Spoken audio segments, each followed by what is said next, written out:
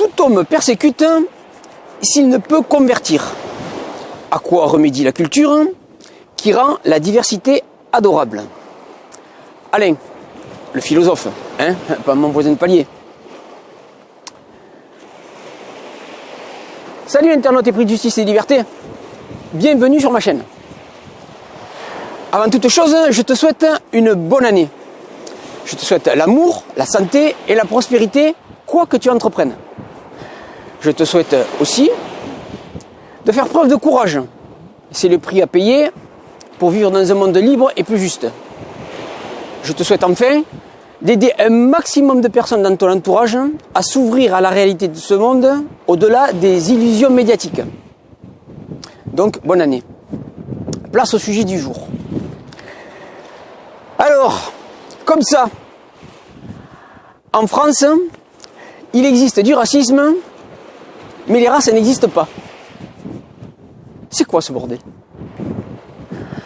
Comme d'habitude, avant d'approfondir le sujet, je te tourne dans l'autre sens pour que tu profites du paysage. Aujourd'hui, il fait particulièrement froid, -1 ou -2, un truc comme ça.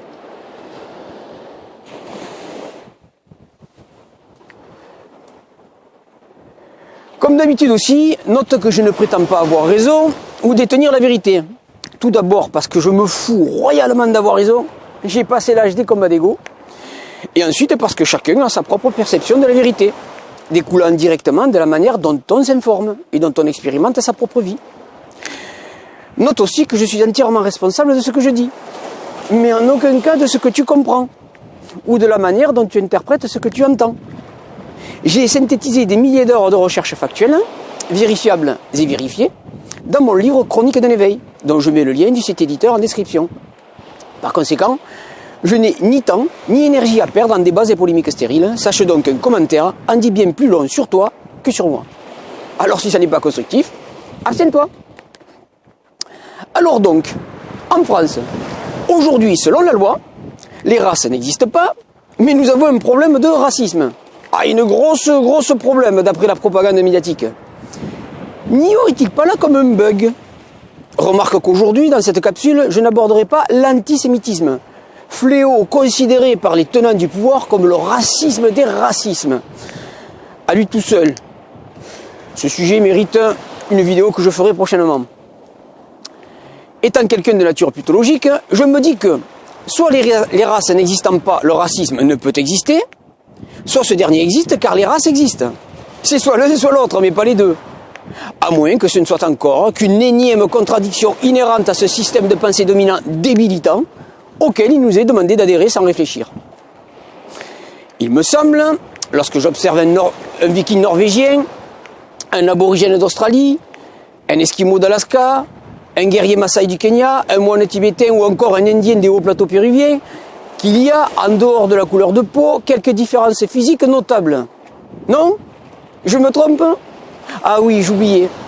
Nous vivons dans un monde paralysant toute logique et tout bon sens, privilégiant l'émotion à la réflexion, où tout est à l'envers, aux valeurs totalement inversées et tellement abrutissantes que désigner quelqu'un par sa particularité ethnique fait de toi de facto un horrible xénophobe, un assassin en puissance, un rageux bas-voleur, prêt à éradiquer tout ce qui lui est étranger. Et si nous revenions à un petit peu de bon sens? Sur notre jolie planète, il y a le règne minéral, le règne végétal et le règne animal. Le règne astral faisant partie, quant à lui, et selon mon humble avis, du monde spirituel matériellement imperceptible. Dans le règne animal, il y a des espèces, et dans ces dernières, il y a des sous-espèces, appelées races. Remettons donc l'église au milieu du village, les points sur les i et les barres sur les t. Le genre humain est une espèce à part entière, contenant, comme toute espèce, des sous-espèces appelées races. N'importe quel généticien sérieux s'extrayant du discours dominant politiquement correct peut le démontrer et l'affirmer. La propagande des tenants du système, visant à faire table rase de toute différence raciale, ethnique ou même culturelle au sein de l'espèce humaine, ne repose sur rien de sérieux ou de scientifiquement démontré. Elle ne vise qu'à t'imposer ce qu'il est bien ou mal de penser, selon sa propre vision du monde, bien racialiste, elle. C'est simplement de l'idéologie découlant d'un projet de domination bien précis et identifiable par quiconque ayant le courage d'aller contre la doxa bien pensante. Constater des différences physiques notables est une attitude bien plus saine que le déni, n'en déplaise lobotomisé du bulbe, réagissant comme des chiens de Pavlov et incapables de remettre en question le catéchisme qu'on leur a enseigné. D'ailleurs, anthropologiquement, le racisme s'explique par la nécessité de préserver son patrimoine génétique pour un groupe ethnique donné. Au-delà de toute considération morale, je ne suis pas en train de te dire que c'est bien ou que c'est mal, ça n'a aucun intérêt. Je te dis simplement que du point de vue de la diversité biologique, le racisme a sa raison d'être. Me concernant, peu importe ta couleur de peau, que tu sois noir ou blanc, si t'es un gland, t'es un gland. Si par conformisme ou lâcheté, tu es incapable de remettre en question certaines prétendues vérités responsables en partie de la situation actuelle, c'est ton problème, pas le mien. Se pourrait-il donc qu'il existe une minorité agissante ayant, via ses réseaux d'influence, la capacité d'imposer sa vision du monde à la majorité ignorante et dormante? Se pourrait-il qu'elle le fasse dans un but bien particulier? Se pourrait-il que cette minorité souffre elle-même d'un complexe de supériorité, une sorte de racisme inversé, un racisme de caste?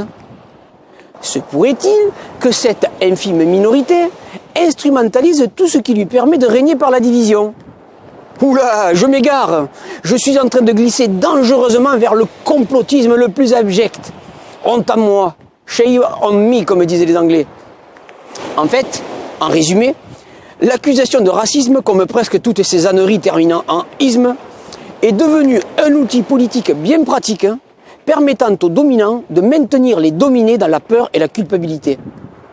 Me concernant, je considère qu'à aucun moment, je n'ai à me sentir responsable de ce que certains ont fait dans le passé. Massacres, traite négrière et autres génocides ou prétendus tels. Également, à titre personnel, je n'ai aucun problème avec le métissage. En revanche, je m'interroge lorsque ceux qui entendent l'imposer à la terre entière ne le prennent pas pour eux-mêmes. Je me dis que ça cache manifestement des intentions pas très louables. Pour faire court et conclure, le racisme est un phénomène et un processus naturel qu'un peu de connaissance remet à sa juste place. Qu'un groupe ethnique veuille préserver son patrimoine génétique, sa culture et ses traditions ne fait pas de lui un assassin en puissance. Au contraire, c'est même un comportement relativement sain, permettant de conserver une diversité biologique faisant la richesse même de notre jolie maison, la Terre. Constater, admettre et reconnaître les différences chez son prochain permet justement bien souvent d'éviter le rejet, la haine et la violence pouvant en découler. Ce n'est pas parce qu'une minorité perverse a le pouvoir de t'imposer par la manipulation des idées contraires à tes intérêts qu'elle a raison. À toi de réfléchir au bien fondé des idéologies que certains mettent dans ta tête. Le supposé racisme tant décrié par toute la propagande médiatique, le discours dominant, la bien-pensance, les milieux culturo-mondains, d'éminents pseudo-intellectuels et autres prétendues élites, n'est jamais en réalité qu'une forme de bêtise découlant directement de l'ignorance. Il est donc temps, désormais, de sortir de celle-ci, de la peur et de la culpabilité qu'elle engendre. Voilà, fais-en ce que tu veux. Comme il est coutume de dire, abonne-toi, mets un pouce en l'air, appuie sur la petite cloche, commente et partage si le cœur t'en dit. Mais surtout n'oublie pas, éteins ta télé, fais tes propres recherches. Car lorsqu'on suit les médias dominants, on fait partie du problème, pas de la solution. À la prochaine, Internet est pris de justice et de liberté. Tu n'es pas seul.